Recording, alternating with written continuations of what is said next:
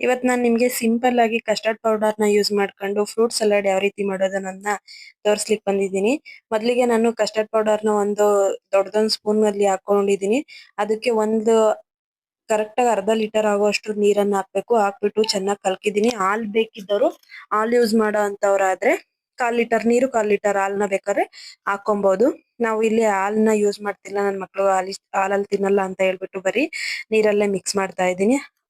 Sugar use ಮಾಡ್ಬೇಕು ಅಂದ್ರೆ ಸ್ವೀಟ್ನೆಸ್ಗೆ sugar use ಮಾಡ್ಬೋದು. ನಾನಿಲ್ಲಿ ಶುಗರ್ ಹಾಕ್ತಿಲ್ಲ, ಶುಗರ್ ಬದಲು ಕಸ್ಟರ್ಡ್ ಪೌಡರ್ ಕಂಡೆನ್ಸ್ಡ್ ಮಿಲ್ಕ್ ನ ಹಾಕ್ತಿದ್ದೀನಿ. ಕಸ್ಟರ್ಡ್ ಪೌಡರ್ ಜೊತೆ ಕಂಡೆನ್ಸ್ಡ್ ಮಿಲ್ಕ್ ಹಾಕಿದ್ರೆ ಚೆನ್ನಾಗಿರುತ್ತೆ ಅಂತ ನಾನು ಎಲ್ಲಾ ಫ್ರೂಟ್ಸ್ ಗಳನ್ನ ಹಚ್ಕೊಂಡು ಫ್ರೂಟ್ಸ್ ನೆಲ್ಲ ಅದು ಮೊದಲಿಗೆ ಕಾಯಿಸಿ ಆರಿಸ್ಬೇಕು, ಚೆನ್ನಾಗಿ ಬಾಯ್ಲ್ ಆಗ್ಬೇಕು. ಬಾಯ್ಲ್ ಆದ ನಂತರ ಅದನ್ನ ಚೆನ್ನಾಗಿ ಕೂಲ್ ಮಾಡಿ ಆ ನಂತರ ಅದಕ್ಕೆ ನಾನು ಫ್ರೂಟ್ಸ್ ನ ಆಡ್ ಮಾಡ್ತಿದ್ದೀನಿ.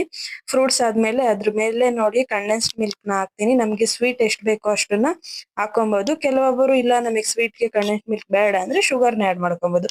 ಹಾಕೊಂಡು ಜಸ್ಟ್ ಇದನ್ನೆಲ್ಲ ಹಾಕ್ಬಿಟ್ಟು ಚೆನ್ನಾಗಿ ಒಂದು ಮಿಕ್ಸ್ ಕೊಟ್ರೆ ನಮಗೆ ಸಂಜೆ ಟೈಮ್ ಆಗ್ಬೋದು ಅಥವಾ ಮಕ್ಳು ಯಾರಾದ್ರೂ ಫ್ರೂಟ್ಸ್ ತಿಂತಿಲ್ಲ ಅಂದ್ರೆ ಅಂತ ಮಕ್ಳು ಈ ತರ ಮಾಡ್ಕೊಟ್ರೆ ಏನೋ ಒಂಥರ ನೋಡಕ್ ಡಿಫ್ರೆಂಟ್ ಆಗಿ ಕಾಣ್ತಾ ಇದೆ ಅಂತ ತಿಂತಾರೆ. ಬಟ್ ವೆರಿ ಟೇಸ್ಟಿಯಾಗೂ ಇರುತ್ತೆ ಅದನ್ನ ತಿನ್ಲಿಕ್ಕೆ.